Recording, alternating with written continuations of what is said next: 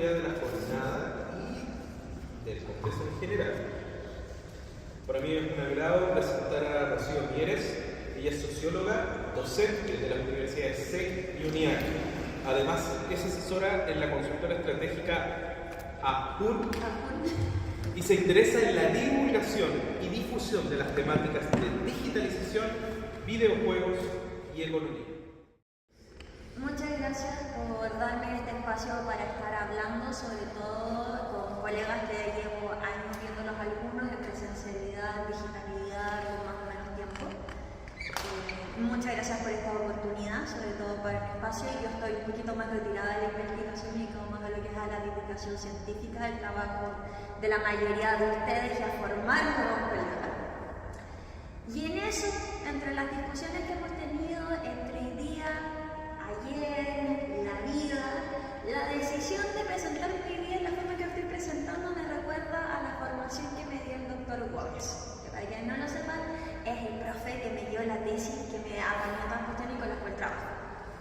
Y que es un poco, sobre todo aprovechando este espacio de IEM Study, que como lo estamos armando nosotros, volvemos al dicho de que vuelvo un poco loco a Royes y American Star.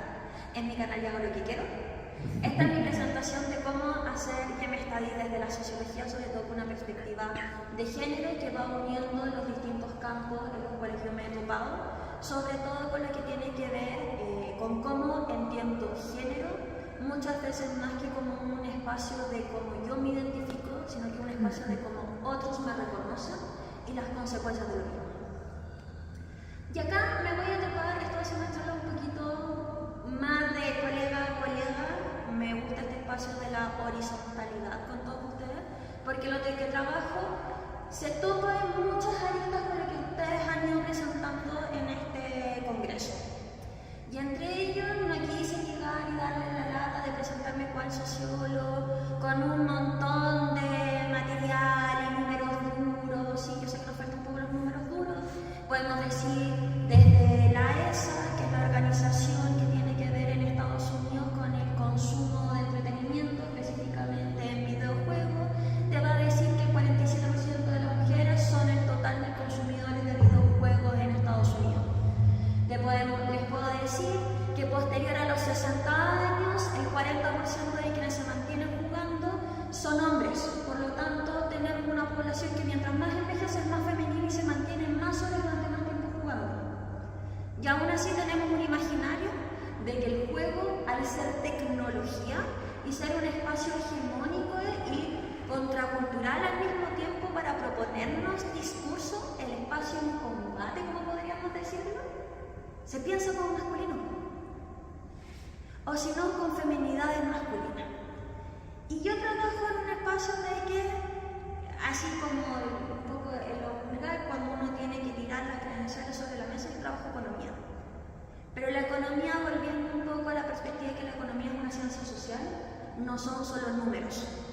Nosotros tomamos decisiones que son ideológicas, que son políticas, que nosotros las creemos de forma estructural, que las hemos muchas veces heredado, o hemos llegado peleando con la herencia que tenemos, haciéndonos conscientes. Y eso quiere decir que las decisiones que tomamos no son lógicas. La lógica viene después, viene con la explicación. Volvemos a ver en mi canal de Agroido. Y en ese sentido entramos a los videojuegos. Yo no trabajo solamente, es muy entretenido trabajar en el discurso, les podría hablar de cómo las diversidades van pasando desde los bordes hasta el centro y pegarme 40 horas en la hora que me han escuchado todos ustedes, pero es que en el The Witcher 3, porque es Dragon Age. Ya se los digo, Dragon Age es una franquicia que me encanta, tengo más de 2000 horas jugadas entre todos los juegos y estoy ahorrando plata para cuando salga el 4, y que tiene todo un tema de expresiones que muchas veces pasamos por arriba de mujeres y hombres de diversidades tanto afectivas como sexuales y cómo se enfrentan en los diálogos en un espacio donde uno no lo pensaría, en donde la mayoría de la discusión que tenemos entre los colegas es desde la patologización de las diferentes temáticas que tratamos. Es que los videojuegos causan violencia, es que los videojuegos causan adicción. Y ustedes, colegas, han visto al igual que yo que estamos desde los 70 diciendo la ciencia no apoya eso. Entonces, ¿qué hacemos con las diversidades que están llegando a los espacios para construir juegos y cómo se consumen? Y básicamente es en el espacio en el que yo habito trabajando.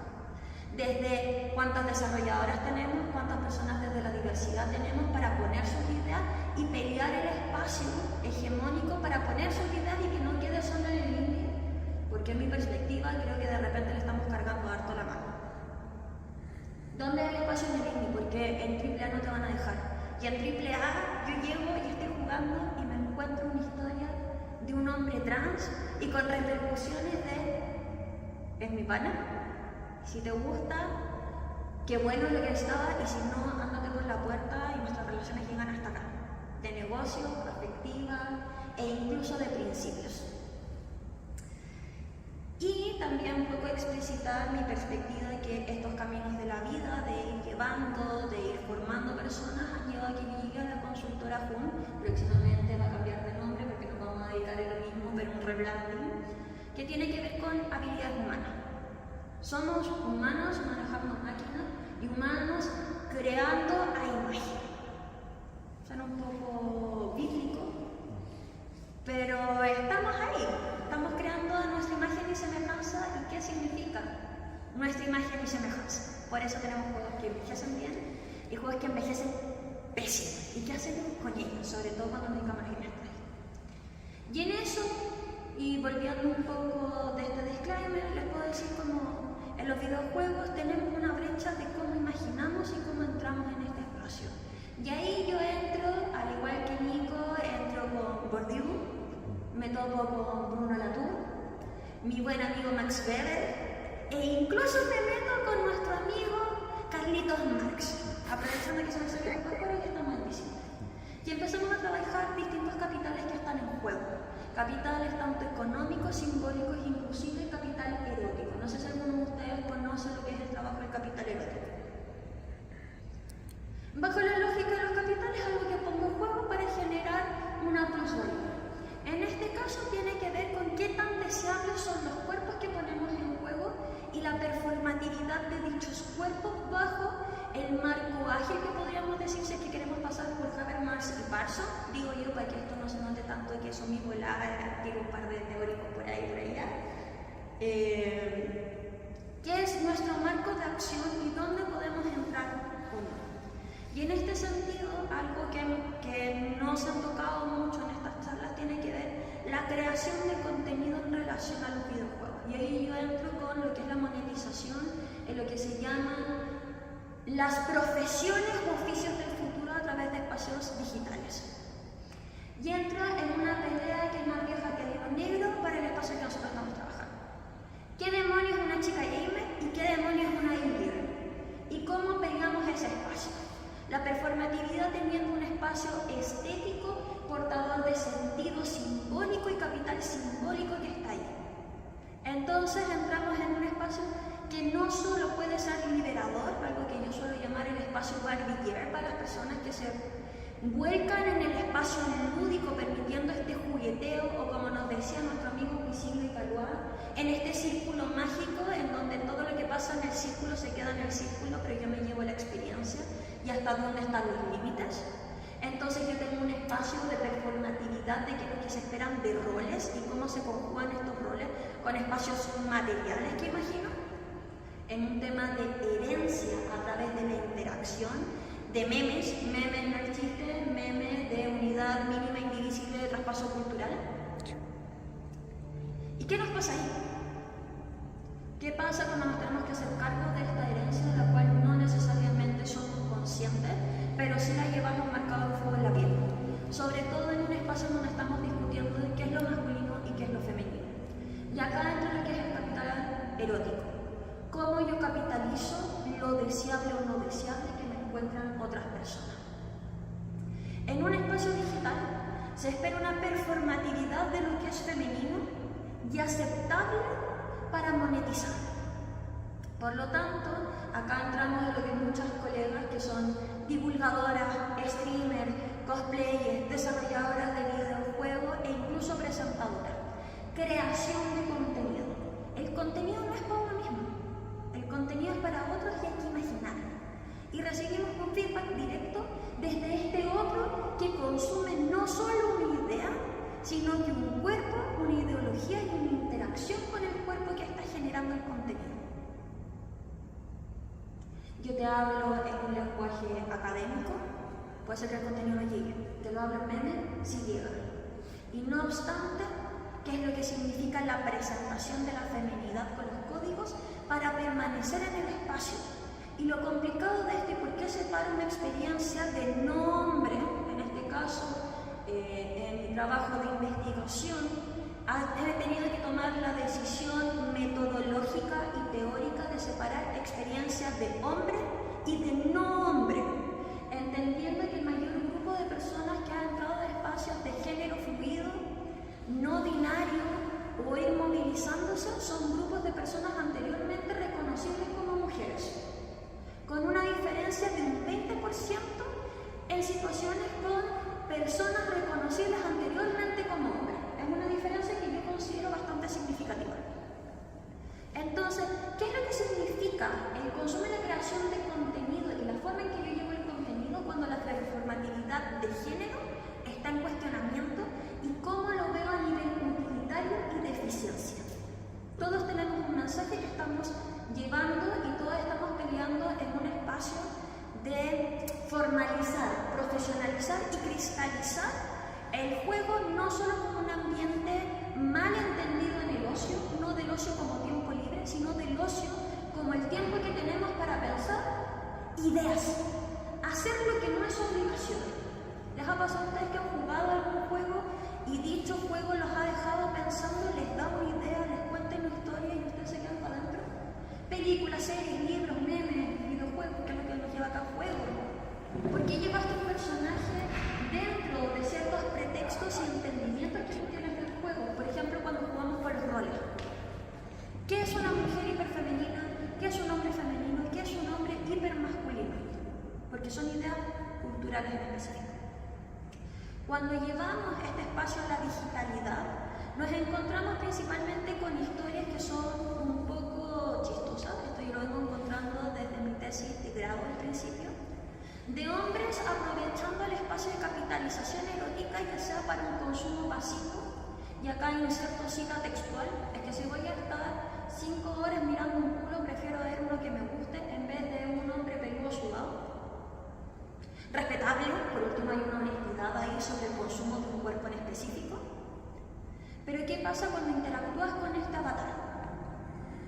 ¿Qué pasa cuando este intento de capitalización, básicamente de aprovecharse de otros hombres en una condición pensada, estructural y piramidal con respecto a quién tiene mayor valor o menor valor? Que ahora lo vamos a entrar a discutir con lo que ha pasado en todos los procesos de Andrew Tate, y que es una mujer de valor, un hombre alfa, un hombre beta, un hombre omega. El intentar aprovecharse y capitalizar al otro es que como piensan que las mujeres no juegan bien, me dan todo el equipo y me dan oro. Entonces yo no tengo que tener la experiencia de juego de la curva de dificultad, de la frustración, porque hay otro que con su autopromesa de que podría pasar con alguien que piensa que es un cuerpo femenino, me va a dar todos los capitales que yo necesito sin necesariamente recibir algo a cambio. Por lo tanto, no estamos hablando de un proceso que a nosotros nos encanta hablar, de una socialización y solidaridad alternante con personas que estamos conociendo y que son como nosotros, otros gamers que están disfrutando la aventura. ¿Cuántos de ustedes pueden decir que sus mejores amigos tienen en videojuegos? O sea, tenemos la estadística de que WoW tenía una mayor capacidad de juntar parejas estables que se mantenían en el tiempo por sobre aplicaciones de cita. Los amigos de Call of Duty eran capaces de cruzar mayor cantidad de kilómetros entre países, o sea, cruzando fronteras nacionales para encontrarte con tu amigo porque tienes una experiencia compartida que tu cerebro no tiene por qué saber qué tanto es la simulación y qué tanto es la vida real. Por lo tanto, tú si cruzaste el océano con él en una épica importante, con una narrativa emergente de unificación de comunidad importante. ¿Qué pasa con eso? Lo cual nos lleva a un proceso que es bastante complicado para los cuerpos que son considerados no masculinos, usualmente femeninos, en esta dicotomía en específico. Y eso es la justificación constante del por qué estoy en este espacio. El hecho de que como el imaginario sigue siendo masculino, yo tengo que decir contestar 100 preguntas para poder decir yo tengo justificación de estar, habitar, pertenecer y apropiarme de este espacio digital, y ni siquiera estamos hablando del espacio de no violencia. Cuando nos presentamos cuerpos pensados o leídos como femeninos, que no es que tú quieras el juego, sino que tú vienes acá porque te van a regalar cosas, porque estaba de moda, porque tú quieres atención, porque tú tienes una pareja que le gusta este espacio. No puede ser tuyo. Y eso empieza a generar. Cuando tenemos estudios como los que han pasado en Halo 3, y es por el que yo tomo la decisión de experiencias o reconocimientos de lo masculino y lo no masculino, que tiene sus pretensiones en específico de cómo estamos entendiendo lo masculino y las propias problemáticas del espacio masculino. Cuando sabemos estadísticamente que en un chat de voz en videojuegos son 3 segundos los que hay antes de un comentario que sea de origen violento y agresivo a voces no masculinas. En comportamientos de jerarquía que hay en grupos sociales en específico que son mucho más rígidos de lo que realmente son. Por lo tanto, a voces de hombres jóvenes, que no vamos a reconocer con cierto tono, que podríamos hablar de más ronco, de ciertas utilizaciones de palabras, de ciertas cadencias que se leen en lo masculino, activan automáticamente conductas antisociales en un grupo de personas con los cuales estamos metidos en este barco es que no es la patologización. Y es ahí en donde yo entro, es que estos son problemas culturales que se reflejan en un espacio de anomia que nos permite ver mucho más allá de ciertos filtros sociales que tenemos establecidos, o en coloquial lo que yo digo, el miedo a que te peguen un combo en el hocico y te vuelven 3 dientes. Porque cambia cómo nosotros posicionamos ideas. El anonimato nos permite filtrar mucho más de nosotros de lo que quisiéramos pensar. Entonces, ¿cuáles son nuestras conductas? Y en ese espacio tenemos muchas mujeres que consumen de una forma súper invisible. El consumo de mujeres ha salvado a Nintendo 3 veces de la boca. Es que es la mamá la que tiene la consola. Cuando tú le preguntas a mujeres sobre cómo consumen videojuegos, no son ellas las que tienen la consola, como veíamos con las colegas de Colombia. Las mujeres esperan a que su pareja abandone la consola, a consumir a través de su pareja, o a esperar a que el hermano se le pase el hype con la consola y la abandone. Ahí es cuando se toma la consola, ahí es cuando se empieza el consumo. Porque si no, nos enfrentamos a un tema de no es femenino o qué tipo de juegos debería consumir una mujer femenina. Por lo tanto, ¿en qué condiciones poblamos un espacio de videojuegos cuando el miedo a la agresión es constante y es solamente una dimensión más por sobre lo que pasa en la vida cotidiana? Un espacio complicado. Lo único que puedo decir es educación y tener estos espacios por último para tener la conciencia de que existen.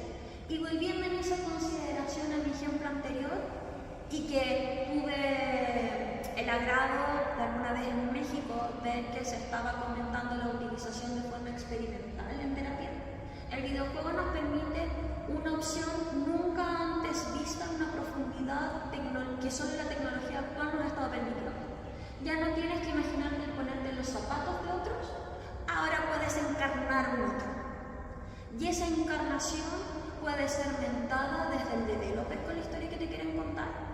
Puede ponerte en proximidad, cosa que a través de los círculos sociales de interacciones uno no se mueve tan lejos como uno quisiera creer que se mueve. Y cambiar una perspectiva, por ejemplo, de vivencia de género en específico. Por lo tanto, ahora yo puedo poblar de una forma más libre o más estructurada, por ejemplo, cuerpos trans, cuerpos no leíbles en el binarismo del género, e incluso ponerme en otro espacio de género. Y en este ejemplo que yo decía, bueno, es que si voy a ver un culo, al menos uno que me agrade, un cuerpo que me agrade en su consumo, sea consentido o sin consentimiento, con cuerpos muchas veces en una estética hegemónica de lo que podemos decir es un cuerpo deseable, sin ver el tokenismo que podemos entrar, el queertuking, que podemos entrar a través de las narrativas bastante problematizadas. ¿Qué pasa cuando un hombre encarnando a una mujer para tratar de sentir un capital erótico es visto por primera vez en un proceso de acoso que si tú le preguntas a una mujer te dice, esto es un juego común y me viene pasando desde que tengo 11 años. El choque, ese tipo de choque de experiencia verdadera es una experiencia que antes teníamos que imaginar. Hoy en día no la necesitamos imaginar porque la inmersión propia del videojuego no nos dice imagínate en otros zapatos, nos pone en otro cuerpo.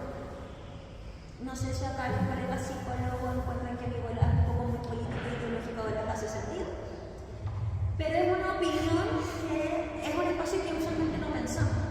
Y estos experimentos se hicieron con violencia del hogar.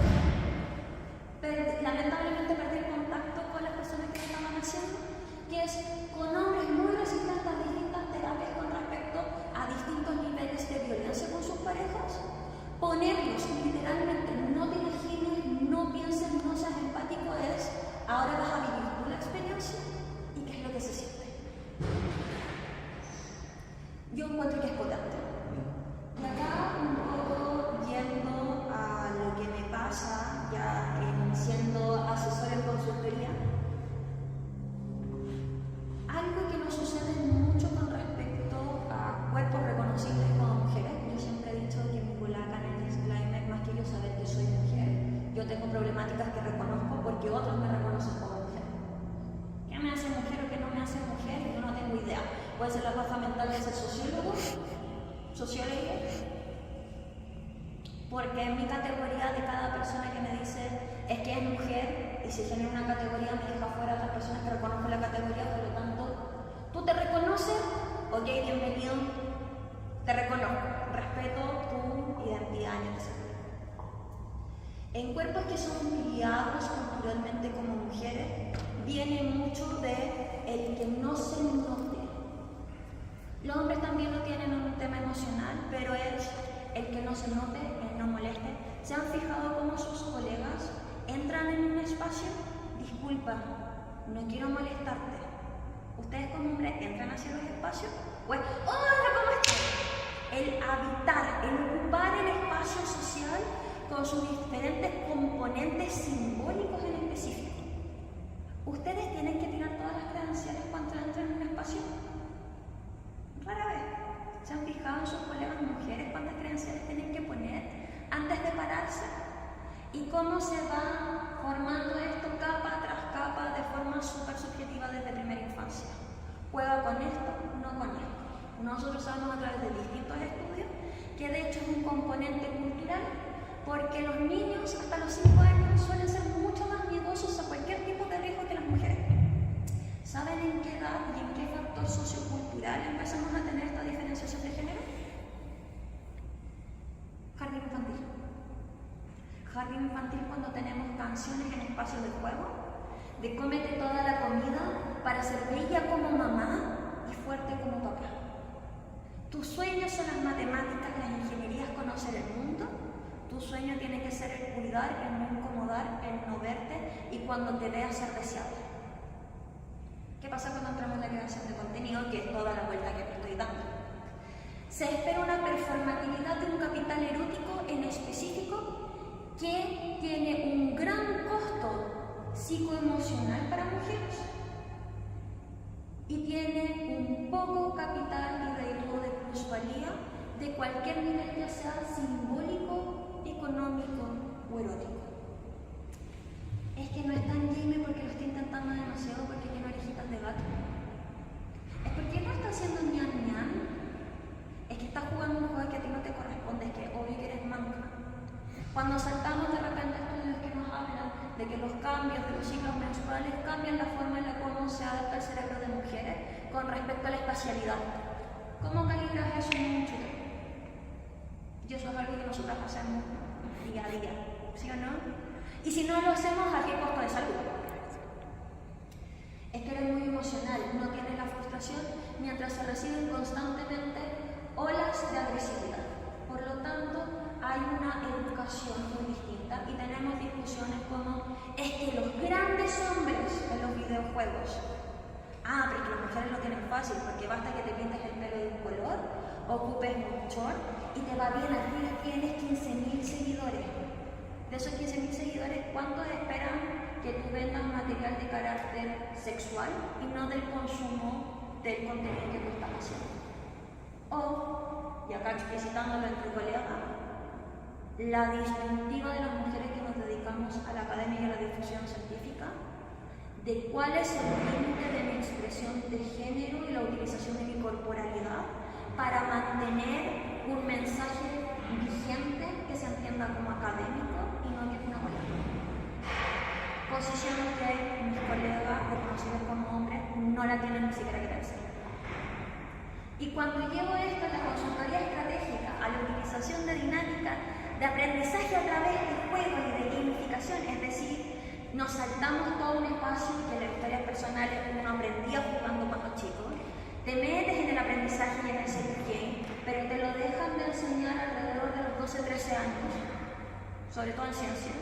Si tienes suerte que estás metiendo en tecnología, tienes juegos para aprender a programar, alguna que otra cosa, entras a los simuladores, pero dejaste de aprender jugando, dejaste de aprender lo lúdico, o por lo menos te dejan de hacer la conciencia de los aprendizajes que pueden haber sido aumentados o visto de una forma estratégica o no en el espacio. Y yo los vuelvo a poner en un espacio de trabajo para ver temáticas como brecha digital. ¿Ustedes saben cuál es la principal forma en que podemos ver la brecha digital entre hombres y mujeres? Es más probable que una mujer no tenga un computador con acceso a internet que un hombre. No obstante, y acá, y ojo, que con lo crudo de lo que estoy diciendo, ni siquiera estoy entrando en las dificultades que tienen nuestros colegas que son parte de la comunidad LGBTIQ+. Entonces, de repente tenemos, voy a hablar de la ley 21.369, no sé si los colegas que trabajan en educación reconocen el nombre. Es la ley de diversidad de género y de no acoso. Todos los protocolos están hechos en digitalidad.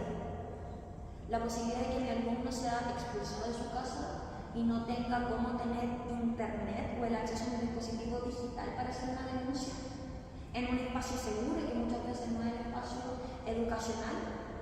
Pero te dicen, pero si los chilenos tienen un promedio de 3 celulares, no significa que puedan tener acceso de digitalidad o de espacio seguro o incluso a redes de contacto de apoyo. Entonces es un sobrevivir de estar presentes pero no ser vistos, para no incomodar, para no estar en peligro. El disculpe, te molesto, un segundito, o si no, entrar en la invisibilidad de nuestros propios colegas.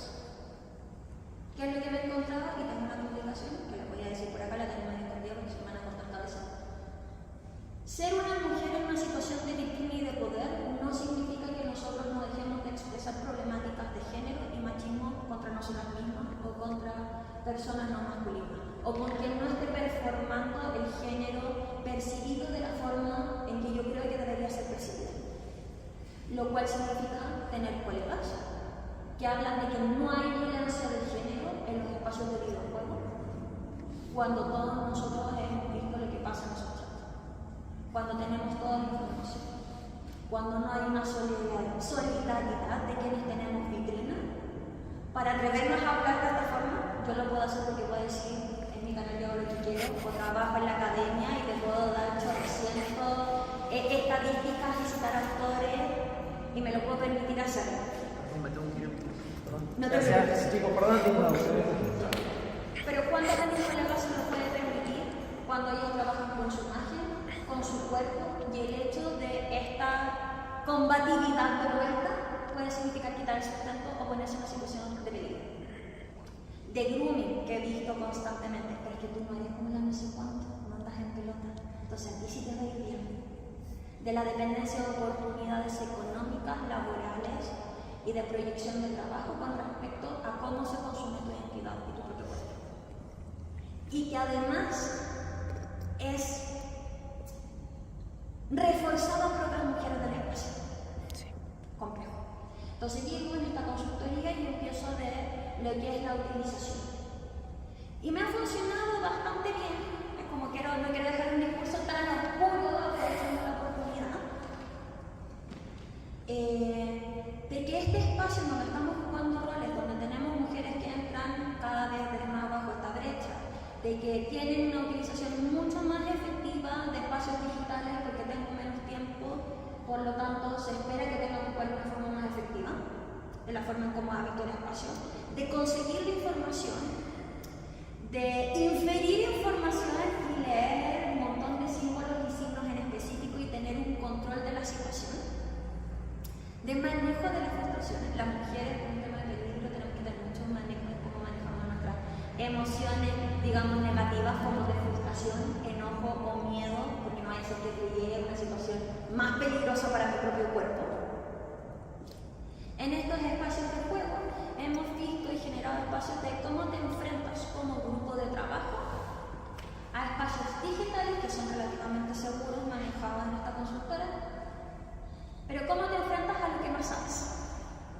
Vuelve al jugar. Y lo que hemos podido ver, y que a mí me anima un poco, es que empezamos a verlo algo que se llama liderazgos emergentes. ¿Alguna vez escuchado lo que es liderazgo emergente? Bueno, pues ya. El liderazgo emergente, cada grupo tiene roles que podemos saberlos o no, que cumplen ciertas funciones. Básicamente la misma parte cuando jugamos juegos de rol, de cuando estás en un videojuego, que tú necesitas un tanque, tú necesitas un DPS, tú necesitas alguien de control, que no necesariamente es un healer, y necesitas a alguien que maneje. Entonces necesitas alguien menos 4, ya con 3 sobrevives. ¿Qué haces cuando tienes un equipo de trabajo con distintas edades? En un espacio que te exige tecnología, que va cambiando a revoluciones cada vez más rápidas y que necesita habilidades blandas, que usualmente dicen, es que venía a ir con ella o no era. Y el videojuego te permite practicar habilidades blandas. Necesitas muchas veces una traducción de esto que estabas haciendo acá. Lo puedes utilizar acá. ¿Viste cómo resolviste ese conflicto? ¿Viste que puedes? O, qué interesante el input que estás dando.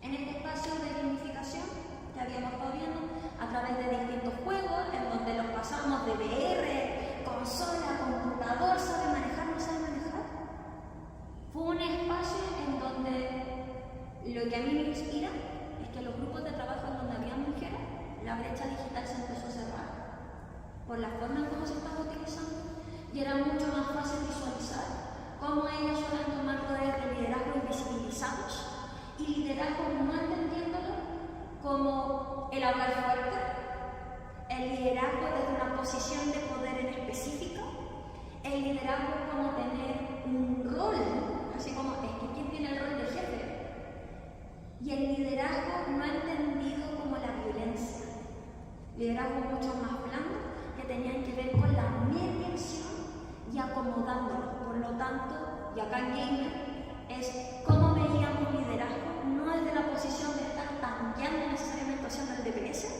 sino un liderazgo desde el punto del control y el soporte.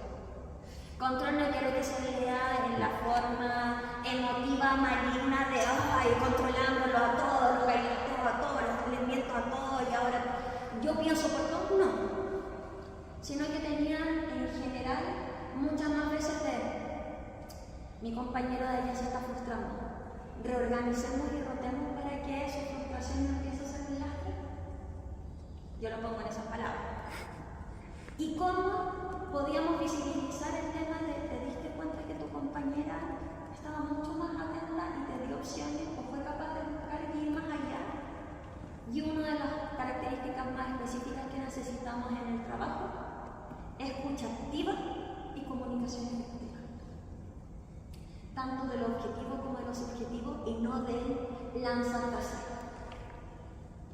Bueno, y eso es un poco en lo que hablamos de la interacción y cómo lleva esto, nuevamente con el capital cultural, a monetizar el espacio de lo que hacemos en diferentes áreas, ya sea la creación de contenido, como formas de trabajo modernas, o cómo la capitalizamos en espacios que son mucho más tradicionales con respecto a los prejuicios que tenemos. Porque yo soy hija de una generación y a pesar de tener una abuela que yo la adoro, que su acto de rebelión más grande fue ir a la universidad, aún así de repente sigo escuchando gente que dice es que se ganó la pega porque es rubia, es que se ganó la pega porque le gustó un tipo, y cuando las oportunidades son pocas, vaya a culpar a alguien por la oportunidad que tiene. O quiere generar un espacio de, bueno, yo igual como sea, pero por último que le abra espacio o que tanque para los que vienen para atrás. Y con eso quiero cerrar un poco, no sé si me queda tiempo, quiero dejarlo abierto para todos los que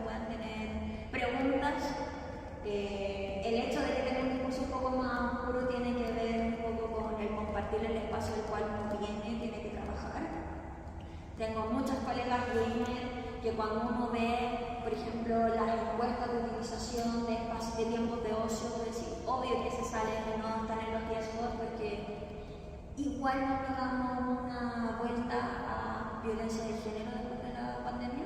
Hay mucha más violencia de juego, o sea, de género.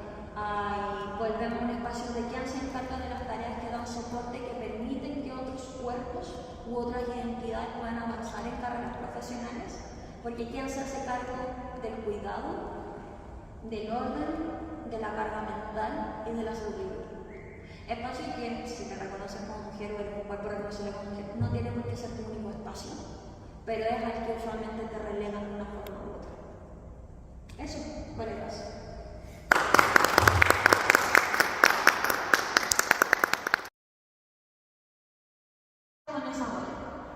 Ahora, insisto, mi discurso no es para decir odio a todas las personas que nacen con pene o que se reconocen como hombres. Lo quiero decir, me ha pasado en demasiadas charlas que es como tú. No. Pasa.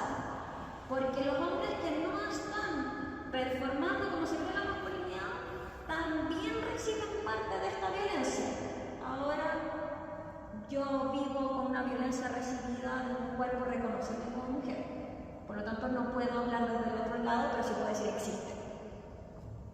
Yo un poco lo que trabajo y me he tomado como una labor ética con respecto a la posición de rutina que tengo, que no todas las colegas tienen, y con mi rol de formación como docente en los distintos espacios que tengo. Pero bueno, es ideológico, no tiene por qué conseguir la misma ideología. ¿Alguien tiene alguna pregunta? ¿Quieren datos para no parecer vocabulario? ¿Recomendaciones de literatura? Vamos a dejarle a alguien que se me Te rompe el silencio. Sí, o sea, dicen que parte del saber académico, sobre todo un sociólogo, viene con toma de institución 101, lanzamiento de bombas. Yo creo que desastre.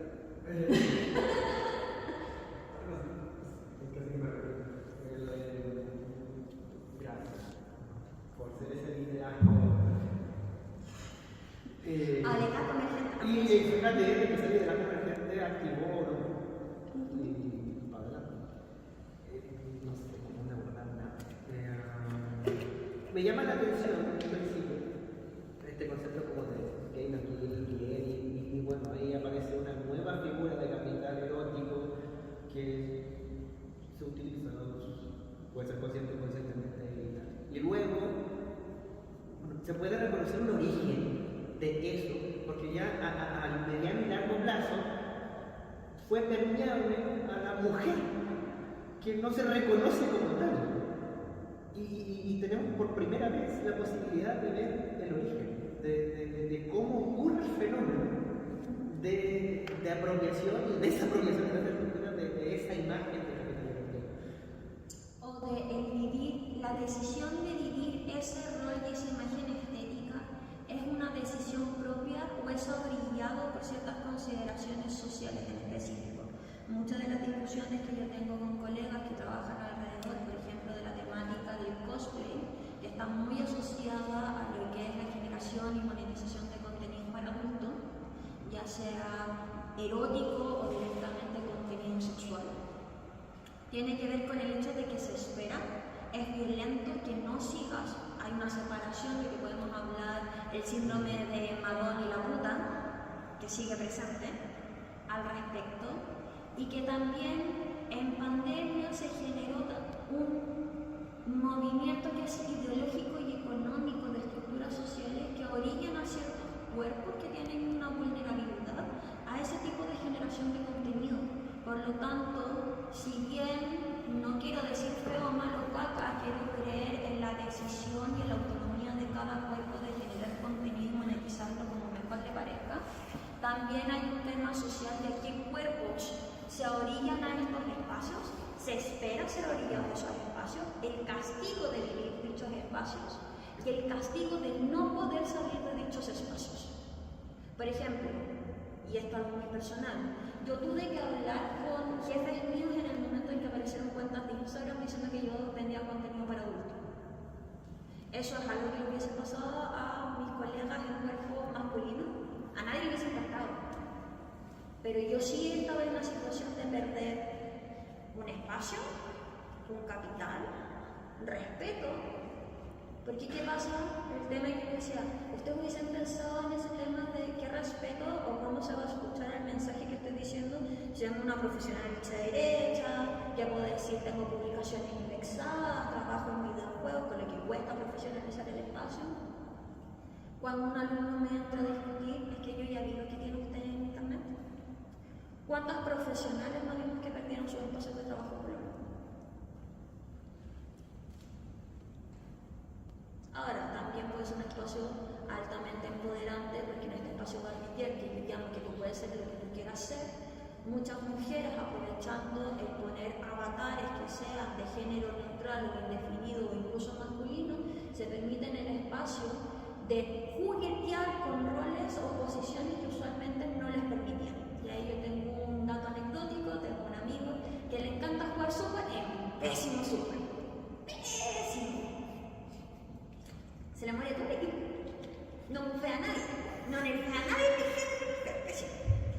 Y tenía un equipo de Dota 2 y había otra chica que era una súper de control. Sequísima. ¿Quién creían que pensaban que era el mal jugador? Ella. Y eso tiene que ver con patrones subconscientes que tenemos con respecto a los roles y el respeto y la performatividad de lo mismo. Por lo tanto, mi llamado es en hacer el ejercicio doloroso de revisar por qué pensamos lo que pensamos y tenemos las expectativas de lo que tenemos. Y lo digo un ejercicio doloroso porque es doloroso y no necesariamente vamos a llegar a una respuesta, pero por último, aunque diga el meme, no tengo por qué estar de acuerdo con lo que pienso. No sé si alguien más tiene alguna duda, pregunta, comentario. Sí, que son varias cosas. O sea, primero que nada, valorar el lugar que ha tomado Chío en la escena nacional, en el sentido de que tomar esos roles de exposición obviamente también traen consecuencias como las que está describiendo. Entonces, en ese sentido, me retrotrae un poco a la conversa de ayer en la sesión de completo, como en esta idea de como la necesidad de activar referentes que permitan, como decís tú, tanquear o abrir el camino como para otras personas que puedan recorrerlo más tranquilamente. Pero en ese sentido a mí también siempre me ha parecido injusto cómo ese rol le termina quedando cargado a las mujeres en la discusión actual. O sea, finalmente, además tienen que arreglarlo, ¿cachai? O sea, está la cagada y además lo tienen que arreglar ustedes.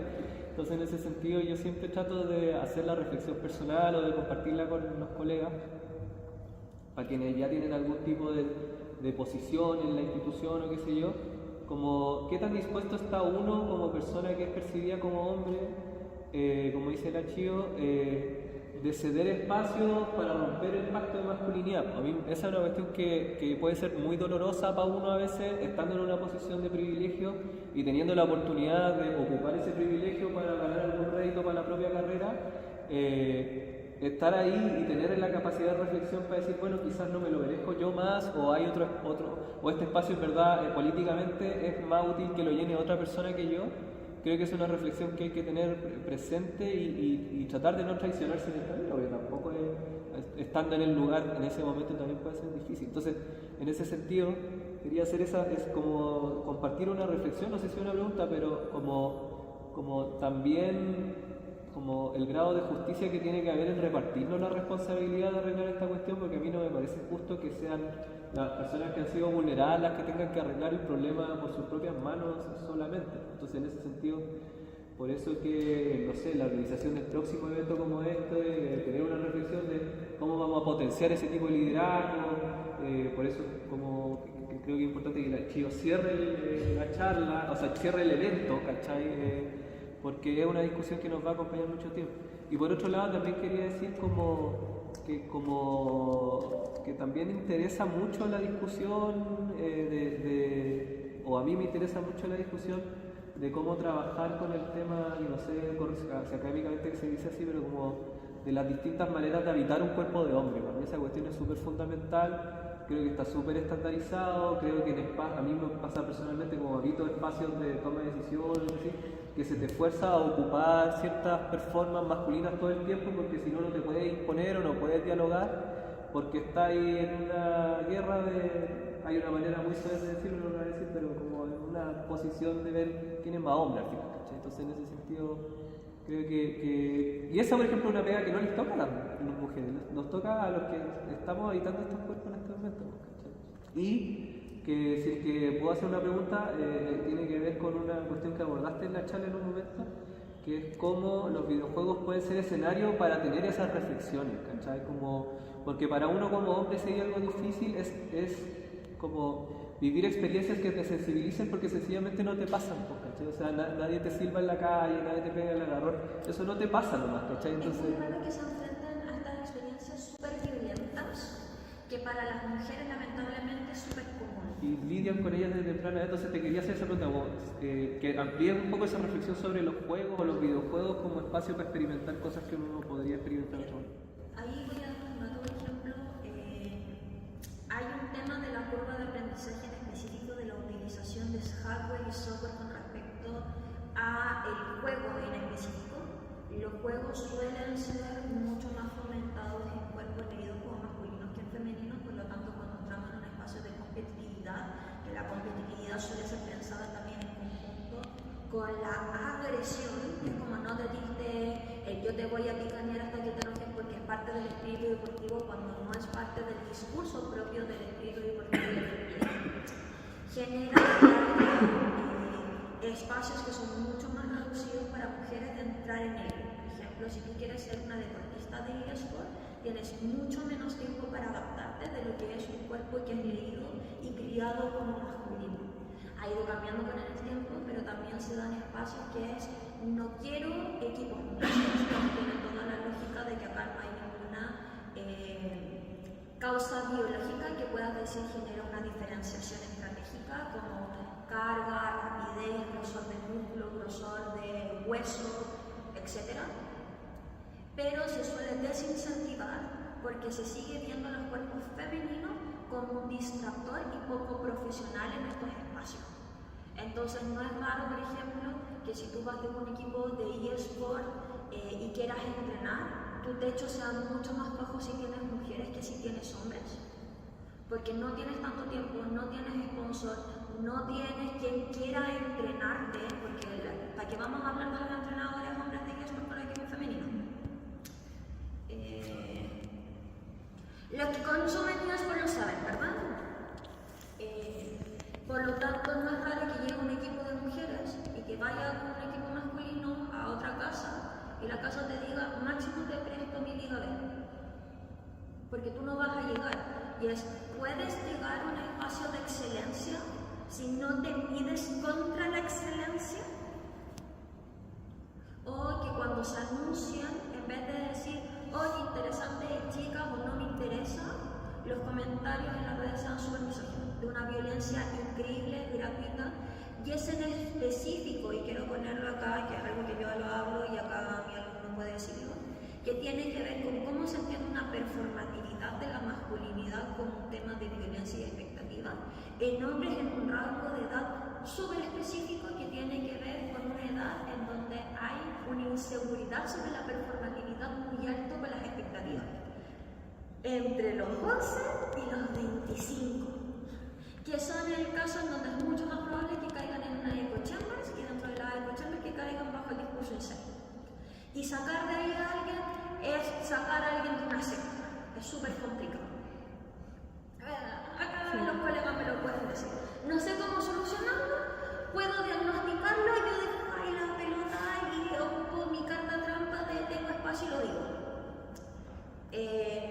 Pero el espacio Valviller hasta ahora, yo lo que lo he podido ver ha sido un espacio súper emergente y un poco feral, porque se ha dado sobre todo con personas de la comunidad LGTBQ+, con respecto a la performatividad de género y encontrar una comunidad que sea tu familia elegida, que es el lado positivo que yo encuentro del algoritmo, del videojuego y la experiencia del juego como un actante.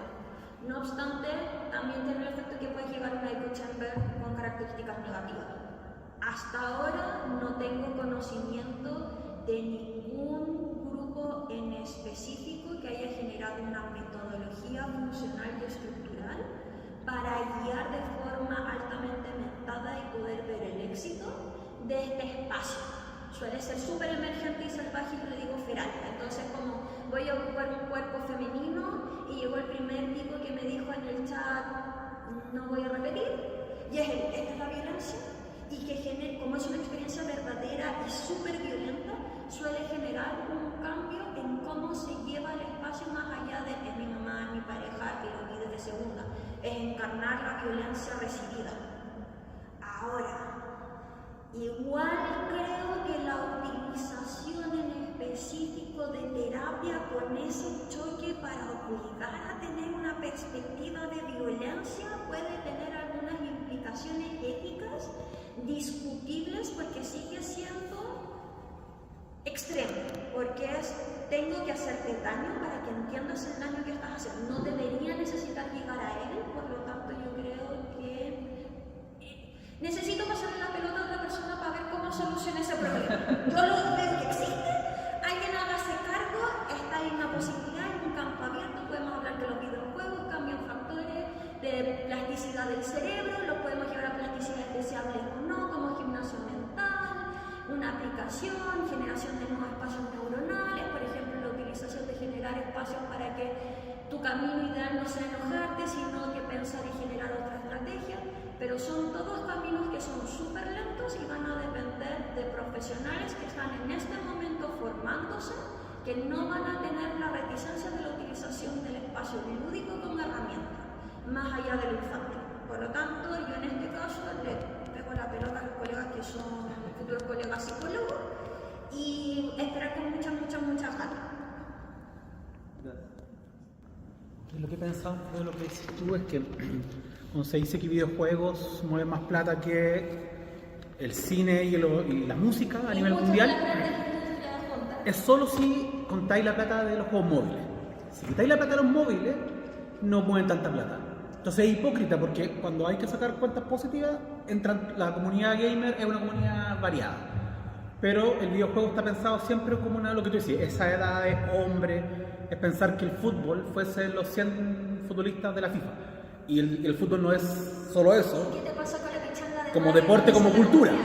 Entonces parece también que cuando uno piensa en videojuegos, piensa en una zona más mezquina, menos diversa, para pensar que los videojuegos se consumen y se usan como cualquier otro objeto cultural, como compañía, como red social, lo que vimos con las amigas, que también para como una especie de adultocentrismo, ¿no? Está pensado para una edad, para un joystick con una mano de tal tamaño, ¿cachai? Es que como es súper pop, todavía se piensa en un espacio de que tú tienes que ser un hombre caucásico, heterosis, entre 15 y 25 años de clase media alta. Y quienes consumen, muchas veces consumen videojuegos, tienen un tema de que tiene una inconsistencia posicional. El videojuego nos permite soñar, nos lleva a otro horizonte sentido y por lo mismo hablamos de la necesidad de diversidad de roles y quienes ocupan esos roles en este imaginario y la narrativa que tenemos de videojuegos.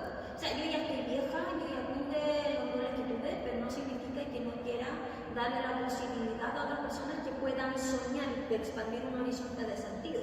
Y eso parte con el tema de imaginar cómo, por ejemplo, la accesibilidad universal. Cómo consume una persona que tiene algún nivel de discapacidad. Cómo consume una persona fuera de un espacio de edad. Cómo consume un cuerpo no hegemónico. Por ejemplo, la primera vez que me llegó ese chanchazo a mí fue cuando me contactó el alumno de un colega que quería hacer un juego, pero su juego era de hacer un plataformero de su experiencia en el recreo y la curva de dificultad tenía que ver con que él era un usuario de silla de ruedas. Por lo tanto, el ocupar el espacio de juego es muy diferente a él y la accesibilidad es muy diferente a él. Por lo tanto, ¿cómo subo bajo un ascensor? Que el ascensor era para él la exhibición. Por lo tanto, el videojuego yo lo tomo muy desde una perspectiva cultural de recursividad, porque me puede llevar a experiencias que tal vez yo no podría imaginar, pero que podrían estar mucho más lejos de mi horizonte de imaginación. Y ahí entra el juego, por ejemplo, como vive en Chile con un sueldo mínimo, con 350 lucas y llega a fin de mes. Ojalá nadie tenga que hacer esos palabras, pero si nunca lo has tenido, es fácil tener una perspectiva de, ay, que se quejan de lleno cuando es como no, hagamos el ejercicio serio, ahora hazlo. Pero para eso igual necesitamos un consumo un poco más profundo y no superficial para ver cuáles son las ideas que están entrando ahí, cómo me las apropio y cómo las consumo.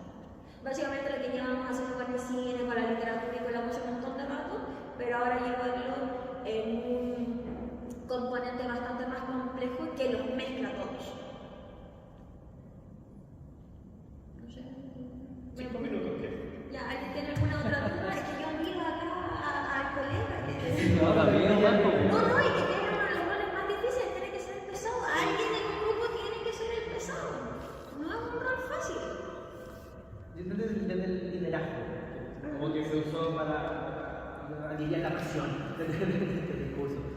Y va a ser el 1% del 1%. ¿Hay alguna otra forma de maximizar ese porcentaje de alivio de esta presión en el programa? Va a depender mucho, por raro que suceda, del número de personas que componen el círculo de trabajo.